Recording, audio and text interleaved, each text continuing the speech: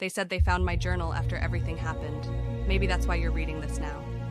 Maybe, somehow, this story won't be buried like I was. My name is Mia Carter. I was 16, a junior at Madison High in Bloomington, Indiana.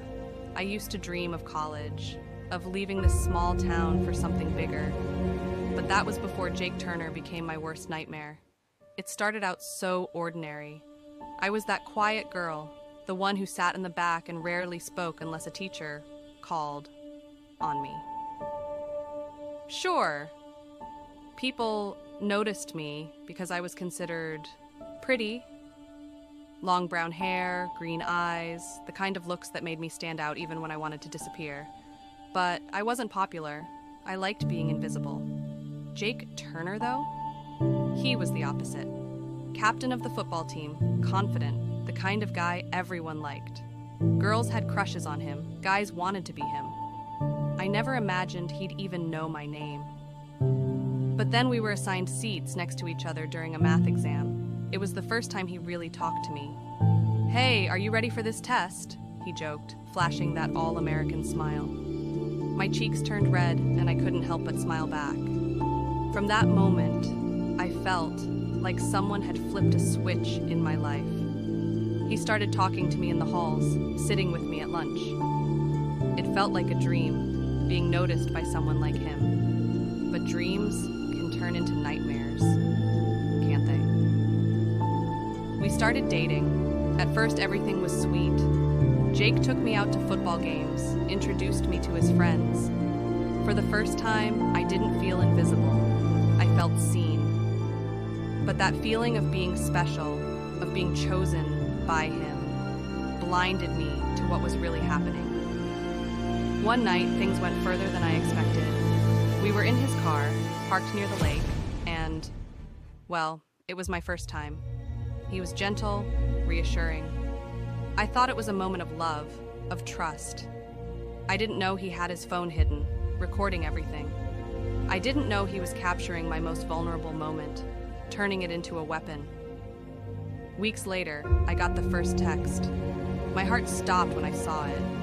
Jake had sent me a video, that video. "If you don't do what I say," he wrote, "everyone will see this." The world spun, my hands shook, I couldn't breathe. I loved him, I trusted him, and he was using that trust to destroy me. Jake made sure I couldn't escape.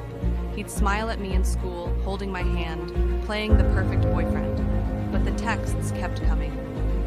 "Meet me after practice. You know what happens if you say no." I did what he said, feeling emptier each time.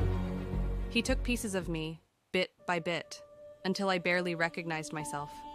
Teachers started noticing. Mrs. Fields, my English teacher, asked me why I'd stopped turning in assignments. Coach Miller pulled me aside, wondering why I wasn't running laps in gym anymore. "Mia, are you okay?" they'd ask. I wanted to scream. I wanted to tell them everything. But Jake had made me believe that no one could save me, that he'd ruin me if I tried. So I stayed silent. I became that ghost version of myself, drifting through the hallways, hoping to disappear. March 4th, the day I couldn't take it anymore. Jake sent another message. "You better meet me tonight. You know the deal." I locked myself in my room, rereading the threats over and over. My bedroom, once my safe haven, felt like a cage. My mom was downstairs making dinner. She had no idea what I was going through. No one did. I sat there, clutching my phone, wishing it could all just stop. Wishing I could breathe again. But the darkness was too heavy. The guilt, the shame, it was suffocating. The last thing I wrote in this journal was, "I just want the pain to end." When the police found my journal, it painted the picture they needed. My texts, Jake's threats, and everything I'd written here were evidence. Jake Turner was arrested. The community was shocked. They couldn't believe the Golden Boy could do something so evil. But he did. And even if I'm not here to tell you in person, my story remains. My voice, my words, they caught him. And maybe, just maybe, someone will read this and know that their voice matters too. That no one deserves to be silenced, not even me. This story is a fictional portrayal based on real issues many teenagers face. If you or someone you know is experiencing abuse or exploitation, please seek help from a trusted adult or professional resource. You are not alone.